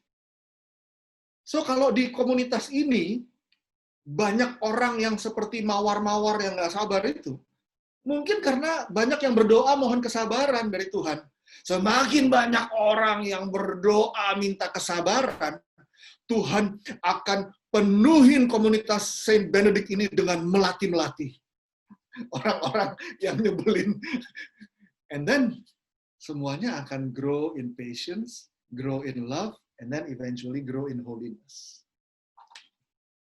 Semoga menjawab pertanyaan. Satu melatih aja pusing ya kok ya. Gimana melatih kok ya. Majemuk gitu. Pusing sekali ya. Tapi berarti memang ini kok ya, walaupun mungkin mengasihi orang lain adalah pertama rahmat Allah, tapi memang harus ada kerjasama dari kitanya juga ya, untuk secara sadar terus melatih ya kok, biar kita bisa membentuk kesabaran gitu. Melatih ya, bukan melatih. Melatih. Practice kok. Practice. Bukan flower ya, bukan. Harus practice. Karena seperti tadi Koko bilang ya, kayak mengasihi memang menjadi suatu decision ya, dan akhirnya menjadi komitmen. Betul. Jadi walaupun kita merasa gerem, kesel, tapi kalau kita udah decide ya kita harus ngikutin decision kita untuk tetap mengasihi orang gitu ya, terlepas dari apapun yang kita rasakan gitu. Mau senang, mau sedih, mau kesel, Iya. Oke. Ini aku mau bacain lagi pertanyaan dari Tulip. Banyak bunga-bunga di sini kok ya. Kalau kita rajin misa, rajin PA, tapi kehidupan agak antisosial, maksudnya ya menikmati kesendirian tanpa peduli orang lain. Tapi rajin berdoa dan baca Alkitab. Tapi nggak mau pelayanan aku ulang dikit, takutnya salah. Kalau kita rajin misa, rajin PA, tapi kehidupan agak antisosial, maksudnya menikmati kesendirian tanpa peduli orang lain, tapi rajin berdoa dan rajin baca Alkitab. Tapi nggak mau pelayanan kalau ada waktu. Nggak mau terlibat kegiatan-kegiatan gereja lainnya dengan alasan dia nggak suka bersosialisasi. Nah, apakah Tuhan tetap berkenan kepada orang seperti itu? Ya Tuhan sih selalu mencintai kita ya, karena regardless betapapun gebleknya kita dan betapapun dosa-dosa kita, Tuhan pasti mencintai kita gitu, karena dia selalu mengasihi kita. Tapi saya nggak percaya sama orang yang menerima cinta Tuhan yang banyak, terus nggak mau pelayanan. Nggak mungkin. Karena kalau orang itu sungguh-sungguh mengalami perjumpaan dengan Yesus, hatinya sungguh-sungguh terbuka, maka dia pasti berubah. Kita lihat ya, contoh. Ada orang yang suka beribadah, lalu hafal dengan sabda Tuhan, atau dengan peraturan, dengan kitab suci. Tapi kelakuannya tetap aja nggak benar. Namanya Farisi, kalau kita baca di kitab suci. Oke? Orang-orang Farisi itu ya, apa tuh doanya lengkap Pak, dari pagi sampai malam, jam-jam doa, selalu taat. Oke, baca kitab suci, hafal, gitu ya. Tapi mereka nggak mau praktis mengasihi seperti yang Tuhan mau di dalam hidup mereka gitu loh. Dan itu dicela sama Yesus. Maka itu sebabnya saya selalu share ke teman-teman, join a community gitu. Jangan bertumbuh sendirian. Kenapa saya selalu promote community life? Karena komunitas adalah strategi Yesus. Waktu Yesus ingin para rasul bertumbuh, sebelum Yesus ngajar, sebelum Yesus ngajarin mereka macam-macam, sebelum Yesus mengutus mereka buat pelayanan, sebelum semuanya itu, the first thing yang Yesus lakukan adalah memanggil murid-murid dan menjadikan mereka ke dalam sebuah komunitas. 12 orang. Dan di tempat itu, Yesus mengajar mereka, menumbuhkan mereka, lalu mengutus mereka. Maka penting banget bahwa kita berada di dalam sebuah komunitas. Jangan sendiri-sendiri. Community life is the strategy of Jesus. Kenapa? Kalau orang nggak berkomunitas, yang seringkali terjadi adalah orang akhirnya lari terus dari accountability. Yang bagus dari komunitas kan kita punya accountability. Ya. Mau nggak mau, gue mesti ketemu sama lo lagi, karena gue punya komitmen hadir. Tapi kalau orang nggak terlibat di dalam sebuah komunitas di mana ada a certain degree of accountability, di mana dia tabrakan, di mana dia ngerasa nggak suka, dia langsung kabur, dia langsung lari. Padahal pengalaman-pengalaman tabrakan itu adalah situasi-situasi di mana Tuhan ajak kita untuk latihan. Latihan sabar, latihan rendah hati, latihan murah hati sama orang di sekitar kita, latihan mengampuni, dan konteksnya yang benar-benar efektif adalah konteks komunitas. Dalam konteks paroki, misalnya pertemuan lingkungan bisa juga, atau kelompok-kelompok kategorial di paroki. But we need to be involved in a certain kind of community. Gitu. Karena dengan demikian, kita belajar bukan hanya berelasi sama Tuhan, tapi juga berelasi dengan sesama. Gimana kita bisa mewujudkan perintah Tuhan, kasihilah Tuhan Allahmu, dan yang sama dengan itu adalah kasihilah sesamamu, kalau kita nggak mau bersosialisasi dengan sesama. Atau Teresa dari Avila bilang, nggak percaya kalau orang bilang mencintai Tuhan tapi nggak mencintai sesama. Bahkan wujud dari orang yang sungguh mencintai Tuhan adalah orang yang mencintai sesama. Jadi, kalau kita bilang bahwa kita mencintai Tuhan, tapi kita nggak mencintai sesama, itu bohong banget.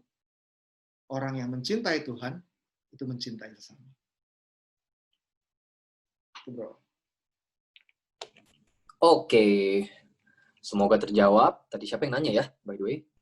Saya lupa. Oke, ada pertanyaan lagi dari Dr. Yudi. Kok nanya lagi, bagaimana kita menjaga semangat pelayanan kita nggak jatuh ke dalam sikap sombong dan paling bisa dibandingin yang lain? Soalnya memang seringkali kayak jatuh kesombongan jadi semacam blind spot gitu ya kali kok ya. Jadi kayak kita nggak sadar kalau ternyata kita udah disposisinya salah gitu. Apalagi dalam pelayanan. Gimana kok jawabannya?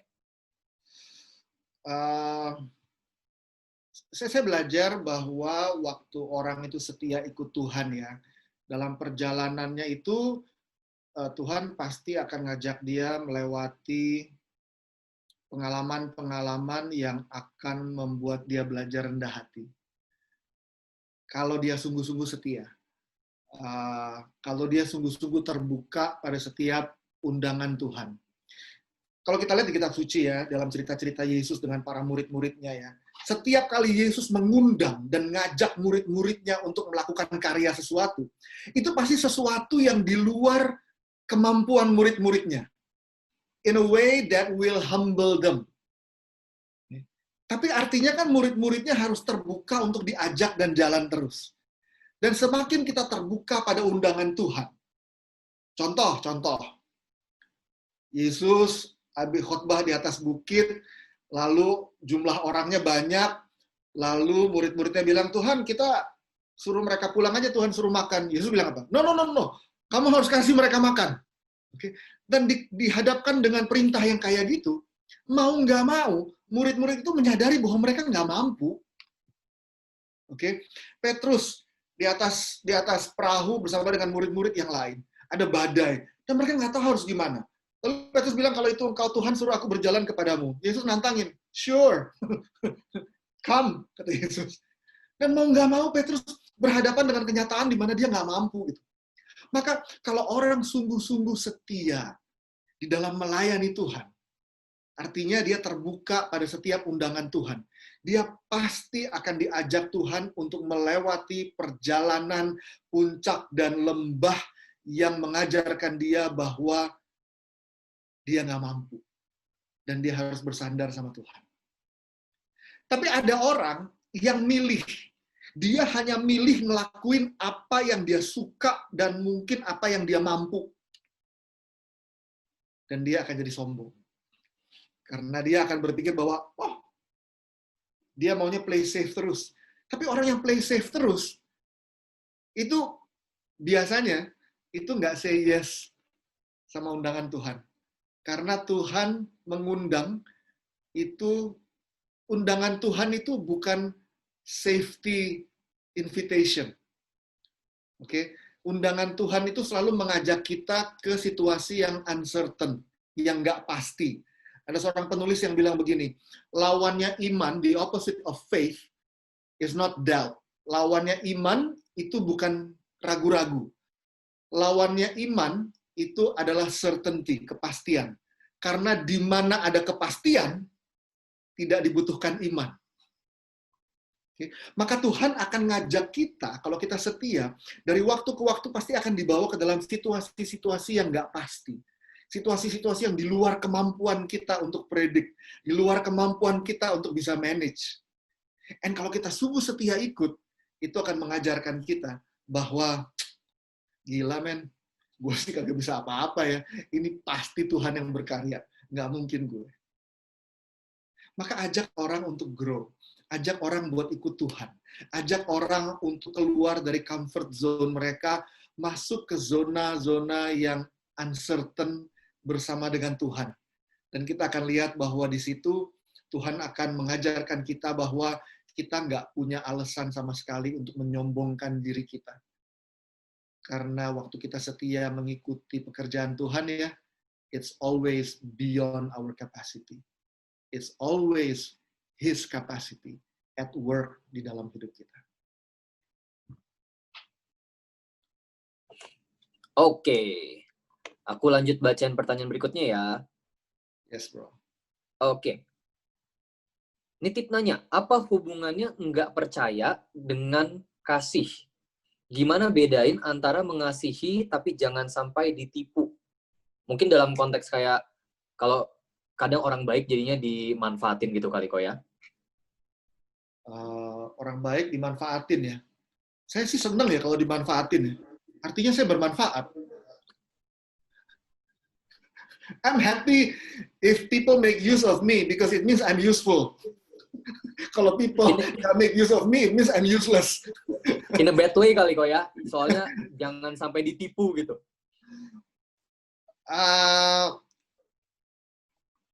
Jangan sampai ditipu gitu ya.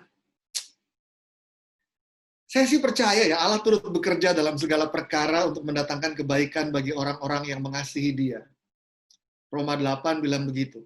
Jadi kalau ada permintaan tertentu ke saya untuk membantu karya pelayanan ini, pelayanan itu, saya menemukan bahwa di mana saya bisa berbagi, saya sih mau aja berbagi. Saya sih nggak mikirin, oh orang ini lagi trying to make use of me. Buat saya sih, kalau sikap hatinya dia mau make use of me, terserah dia. Tapi sikap hati saya mau melakukan ini karena saya mau belajar mencintai Tuhan dan mencintai sesama. Terserah dia kalau dia mau make use of me, dia mau nipu gue. Kalau dia nipu gue ya itu ruginya dia. Tapi kalau saya ngebantuin dia, itu untungnya saya. Karena saya punya kesempatan buat mencintai Tuhan dan mencintai sesama. It doesn't make any difference bahwa orang itu mintanya jujur atau orang itu mintanya nipu. Karena at the end of the day, Tuhan akan menghakimi saya berdasarkan how much love I put into the thing that I do. Maka buat saya nggak masalah. Jadi memang dalam mengasihi itu, kita mikirnya mengasihinya kok ya, tanpa harus mikirin dikasihi kembali atau tidak gitu. Dikasihi kembali, kita menerima kasih dari Tuhan kok. Kalau hati kita penuh dengan cinta Tuhan, kita nggak akan bragging cari-cari orang sekitar kita buat mengasihi kita. Kalau kita butuh orang-orang di sekitar kita buat mengasihi kita nggak mengasihi mereka. Itu namanya kita menggunakan mereka untuk mengasihi kita. Di dalam, kalau lagi sharing-sharing tentang theology of the body, teologi tubuh, Yohanes Paulus II membedakan lawannya cinta, dia bilang, bukan benci. Lawannya cinta itu menggunakan. Karena cinta itu memberikan diri demi kebaikan orang lain. Lawannya, menggunakan orang lain demi keuntungan diri sendiri. Bisa lihat ya, itu kan berlawanan ya. Yang satu memberikan diri demi kebaikan orang lain, lawannya menggunakan orang lain demi keuntunganku. So the opposite of love itu bukannya hate. The opposite of love, kata Yohanes Paulus II, itu lust atau nafsu. Lust itu didefine sebagai using others for my benefit, for my advantage. Nah, kita dipanggil sama Tuhan itu untuk mencintai, bukan menggunakan orang lain. Maka don't worry kalau kita kekurangan cinta, karena sumber cinta kita Tuhan. Makanya caranya kita mencari cinta, memenuhi hati kita dengan cinta adalah doa, baca kitab suci setiap hari, ekaristi sesering mungkin, ngaku dosa supaya hati kita bersih misalnya. Lalu kelimpahan hati itu kita bagikan buat orang lain. Oke. Mantul kok. Ini jawaban lagi. Ini pertanyaan berikutnya ya. Ya. Kalau dalam pelayanan, kita merasa nggak pantas sebagai pelayan Tuhan. Bagaimana ya kok? Kadang dikasih Tuhan peranan yang besar, tapi kadang merasa diri nggak siap. Bahkan bukan kadang ya, sering kali. Itu bagaimana ya kok? Itu ada dua isu ya. Satu nggak pantas, satu lagi nggak siap ya. Satu nggak pantas, satu nggak siap ya. Kita nggak pernah pantas. Kagak ada di antara kita yang pantas. Siapa yang pantas? Kita semua orang berdosa kok. Nggak ada di antara kita semua yang pantas. Jadi, bukan soal pantas nggak pantas, tapi soal mau atau nggak mau. Siap. Nggak ada yang siap. Siapa di antara kita yang siap dipanggil sama Tuhan, buat melayani Tuhan? Nggak ada yang siap. Saya suka banget sama cerita Santa Bernadette. Santa Bernadette sekali waktu ditanya sama orang. Santa Bernadette itu yang dapat penampakan Maria di Lourdes ya. Semua familiar ya. Sekali waktu ditanya sama orang, Bernadette, suster, belum suster. Bernadette, kenapa sih Bunda Maria menampakkan diri ke kamu? Waduh, jawabannya Bernadette meluluhkan hati saya. Dia bilang begini, mungkin karena saya orang yang paling bodoh di desa ini ya. Mungkin kalau ada orang lain yang lebih bodoh daripada saya, mungkin Bunda Maria akan menampakkan diri ke dia gitu, nggak ke saya gitu. Okay. So lihat Santa Bernadette gitu. Dia menyadari betapa nggak mampunya dia, nggak pantasnya dia, gitu. Tapi it's not about kelayakan kita, kepantasan kita, atau kesiapan kita. Gitu. Karena at the end of the day, it's about ketaatan kita. kalau Tuhan panggil, kita mau bilang iya atau mau bilang enggak. Karena Tuhan nggak equip the called, tapi Tuhan nggak memanggil orang-orang yang udah di-equip, tapi Tuhan equip orang-orang yang Tuhan panggil. Jadi waktu kita dipanggil sama Tuhan, nggak ada di antara kita yang mampu, nggak ada di antara kita yang layak. Sampai hari ini juga gue kagak pernah layak melayani Tuhan. Nah, kita semua orang berdosa kok. Nggak ada dari kita yang udah suci, kita orang berdosa. Ini kelihatan aja nih, kalau orang ngomong di depan kayak begini, wah dia suci. Kagak ada. Ini kan cuma ngemeng doang. Kalau yang tahu gue suci atau nggak suci, mesti tanya sama istri gue. Ini orang mengasihi atau enggak. Bukan karena dia ngemeng di depan. Karena at the end of the day, holiness is not about ngemeng atau nggak ngemeng. It's not about pengetahuan. Holiness is about how much love you put into whatever that you do every day. Jadi, sekarang pertanyaannya, kalau kamu benar-benar mencintai Tuhan, dan Tuhan memanggilmu untuk melayani Tuhan, will you say yes?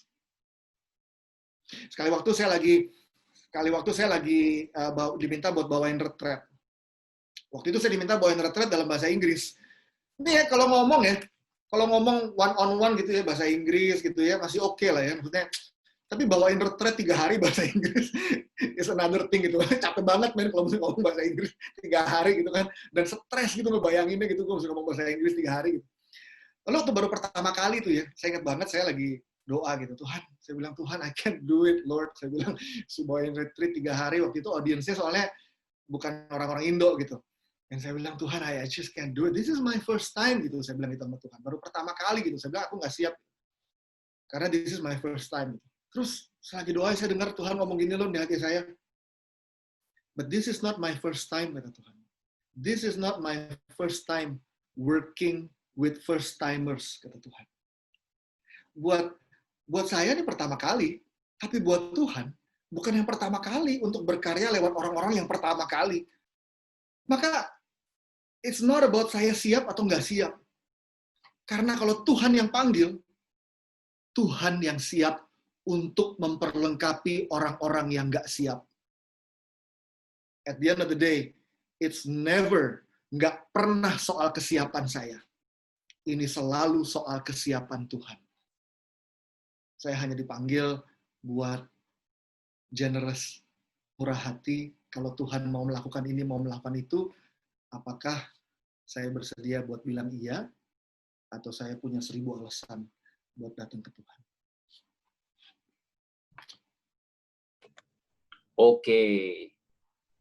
Oke, aku bacain pertanyaan berikutnya ya. Misalkan ada pasangan beda agama, di Alkitab disebutkan bahwa janganlah kamu merupakan pasangan yang tidak seimbang dengan orang-orang yang tak percaya. Koriko udah ketawa nih. Sebab persamaan apakah terdapat antara kebenaran dan kedurhakaan? Atau bagaimana terang dapat bersatu dengan gelap? Pertanyaannya, isn't God is love? Isn't a relationship with God about love? And shouldn't religion bring people together rather than drive them apart? Begitu pertanyaannya kok. Ya, nggak apa-apa. Perkawinan beda agama diakui oleh gereja. Tapi kan gereja mengajak kita untuk married yang seiman. Tujuannya kan supaya menjadi perkawinan ideal seperti yang dikehendaki oleh Yesus yang Paulus bilang di Efesus bab 5, supaya suami dan istri itu menjadi seperti Kristus dan mempelainya. Dengan demikian menjadi sebuah sakramen. Tapi kalau kemudian orang membuat pilihan bahwa akhirnya dia menikah dengan yang beda agama, gereja bilang, ya, it's not the best scenario, gitu, bukan skenario yang paling ini, tapi if that's your choice, then gereja kasih ruang buat itu, gitu. Lalu ada dispensasi tentu, walaupun dispensasi itu artinya sebenarnya dilarang, tapi karena kamu membuat pilihan itu juga, it's okay. Maka tetap akan ada romo yang hadir sebagai saksi dan sebagainya, dan perkawinan itu tetap diakui oleh gereja. Maka tetap aja di dalam hubungan seperti itu, yang pengikut Kristus diundang untuk mencintai juga dengan sepenuh hatinya. Itu nggak melanggar perintah cinta Tuhan kok. Ini kan hanya membedakan apakah perkawinan itu hanya pilihan 2 orang untuk mencintai, atau itu bisa diangkat menjadi sakramen. Kalau misalnya dia nggak mau itu menjadi sebuah sakramen, karena pasangannya bukan Katolik juga misalnya, ya then it's fine gitu. Dan itu tidak menyebabkan kamu nggak punya tanggung jawab untuk mencintai seperti Tuhan mencintai.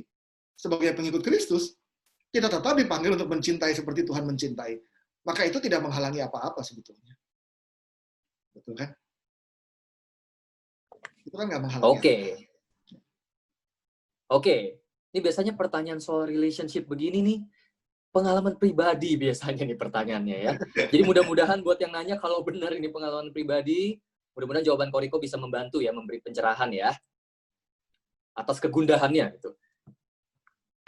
By the way, ini kita bisa sampai jam berapa nih? Ini masih ada satu pertanyaan lagi. Apakah ini pertanyaan terakhir aja? Karena sekarang udah jam 9.10. Si Shirley, bagaimana? Ya udah, terakhir ya, Queen. Terakhir ya? Oke, aku bacain pertanyaan terakhir ya, kok. Ya. Oke. Si A merasa udah memberikan yang terbaik untuk orang-orang. Tapi di saat dia butuh bantuan dan dia merasa orang dalam komunitas tidak menolong, jadinya sakit hati dan kecewa dan meninggalkan komunitas. Dan sering terjadi berkali-kali di berbagai komunitas. Apakah yang harus kita lakukan sebagai teman komunitasnya?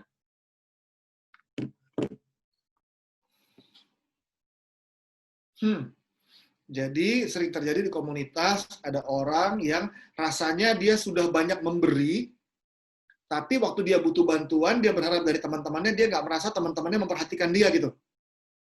Betul. Lalu pertanyaannya, apa yang harus dilakukan oleh komunitas? Ya, betul. Apa yang harus kita lakukan sebagai teman-temannya di komunitas tersebut kepada orang itu?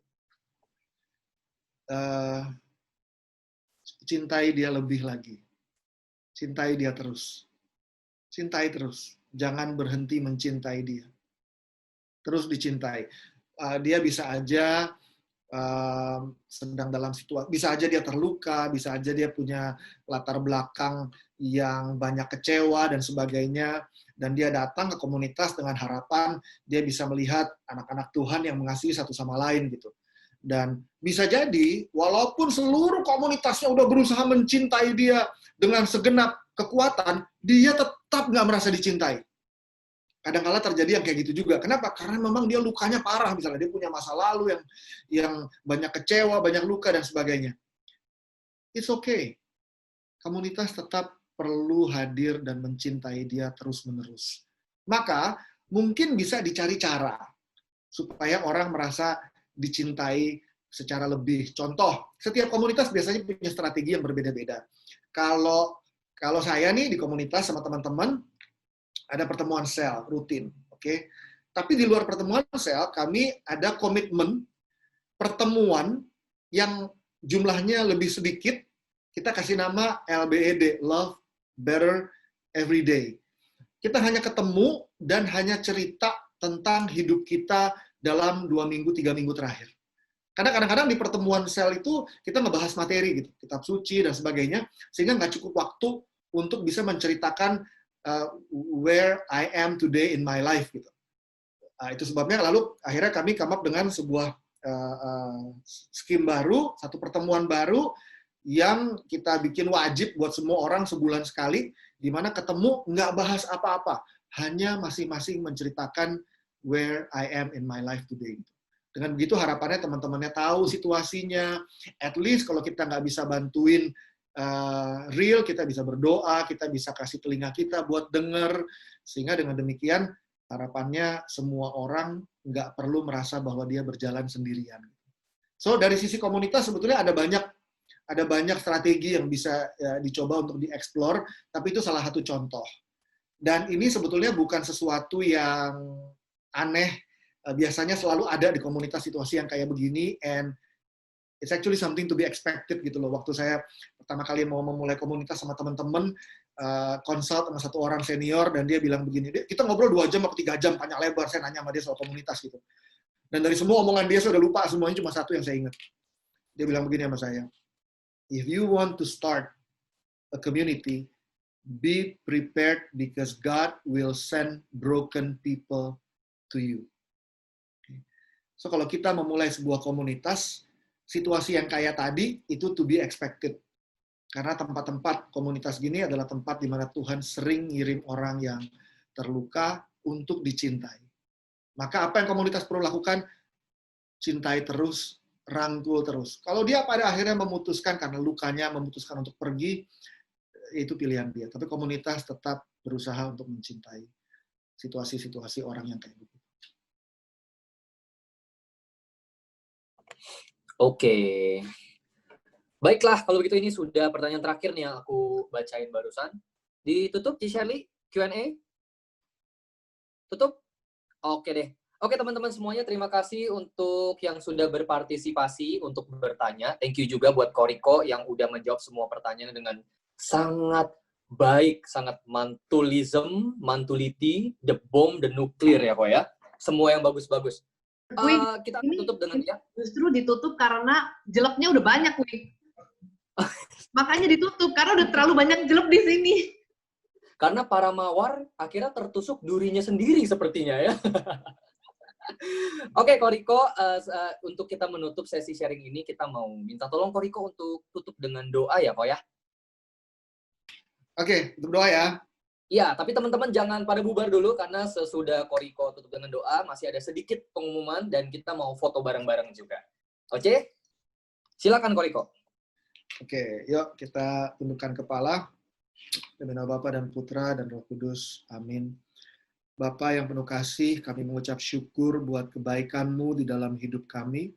Teristimewa untuk setiap kasih yang Engkau curahkan di dalam hidup kami lewat kehadiran Roh Kudus-Mu di dalam hati kami.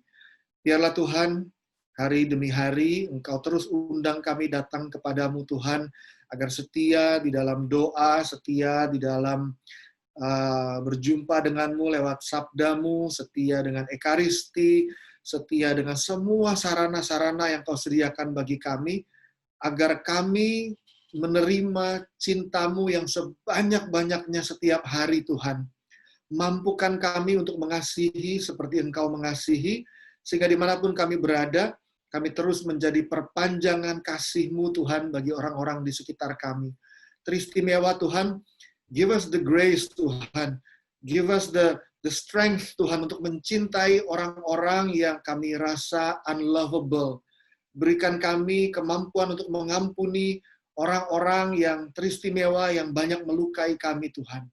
Berikan kami kekuatan untuk sabar, untuk mendampingi semua sahabat-sahabat kami di komunitas yang paling membutuhkan cinta-Mu Tuhan. Sehingga lewat hidup kami Tuhan, Engkau sungguh-sungguh boleh menampakkan wajah kasih yang menjadi berkat bagi banyak orang. At the end of the day Tuhan, biarlah orang-orang mengenali kami semua sebagai murid-murid-Mu, karena kami memperlihatkan bahwa kami mau terus belajar mencintai satu sama lain. Terima kasih Tuhan Yesus. Bunda Maria, Bunda Allah, doakan kami terus Bunda, bawalah hati kami kepada hati putramu, ajar kami untuk mencintai putramu seperti Engkau sendiri mencintai. Biarlah hari lepas hari, lewat doa-doamu Bunda, kami dibawa untuk semakin bersatu dengan Yesus Tuhan kami. Salam Maria, penuh rahmat, Tuhan sertamu, terpujilah Engkau di antara wanita, dan terpujilah buah tubuhmu, Yesus. Santa Maria, Bunda Allah, doakanlah kami yang berdosa ini, sekarang dan waktu kami mati. Amin. Bapa dan Putra dan Roh Kudus. Amin. Amin. Wow, Stay in Love oleh Koriko.